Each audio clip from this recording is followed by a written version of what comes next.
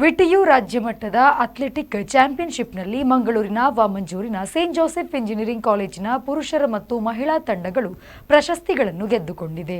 ಮಂಗಳೂರಿನ ಸಂತ Joseph engineering ಕಾಲೇಜಿನ ಪುರುಷ ಮತ್ತು ಮಹಿಳಾ ತಂಡಗಳು ವಿಟಿಯು ರಾಜ್ಯ ಮಟ್ಟದ ಅಥ್ಲೆಟಿಕ್ ಚಾಂಪಿಯನ್ಶಿಪ್ನಲ್ಲಿ ಒಟ್ಟು ವಿಭಾಗದಲ್ಲಿ ದ್ವಿತೀಯ ರನ್ನರ್ ಅಪ್ ಸ್ಥಾನವನ್ನು ಪಡೆದಿವೆ.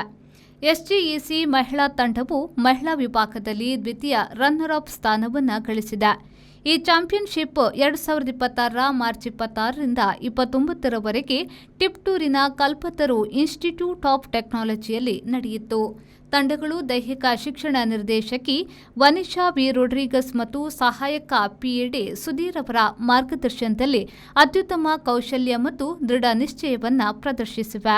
ಖುಷಿ ಸಾಲ್ಯನ್ ಅವರು ಹ್ಯಾಮರ್ ಥ್ರೋನಲ್ಲಿ ಪ್ರಥಮ ಸ್ಥಾನ, ಮೌನೀಶ್ ಎಚ್ ಶೆಟ್ಟಿಯವರು ಲಾಂಗ್ ಜಂಪ್ನಲ್ಲಿ ಪ್ರಥಮ ಸ್ಥಾನ, ಅನಘಾ ಕೆಎ 400 ಮೀಟರ್ ಹರ್ಡಲ್ಸ್ನಲ್ಲಿ ಪ್ರಥಮ ಸ್ಥಾನ, ತನ್ವಿ ಎಸ್ 400 ಮೀಟರ್ ದ್ವಿತೀಯ ಸ್ಥಾನ ಮತ್ತು ಜಿಜೆ ಚಿತ್ರಾ ಹೆರಿಂಚ 100 ಮೀಟರ್ ಹರ್ಡಲ್ಸ್ನಲ್ಲಿ ತೃತೀಯ ಸ್ಥಾನವನ್ನು ಪಡೆದುಕೊಂಡರು. ಮಹಿಳಾ ರಿಲೇಯಲ್ಲಿ ಅರ್ಲ್ ಡಿಸೋಸಾ, ತನ್ವಿ ಎಸ್, ಜಿಯಾ ಮೆನೇಜಸ್ ಮತ್ತು ಅನಘಾ ಕೆ ಅವರು ದ್ವಿತೀಯ ಸ್ಥಾನವನ್ನು ಪಡೆದುಕೊಂಡರು. 4x400 ಮಿಶ್ರ ರಿಲೇಯಲ್ಲಿ Earl D'Souza, Tanvi S, Gagan G ಶ್ರೀಪತಿಯವರು ದ್ವಿತೀಯ ಸ್ಥಾನವನ್ನು ಪಡೆದುಕೊಂಡಿದ್ದಾರೆ.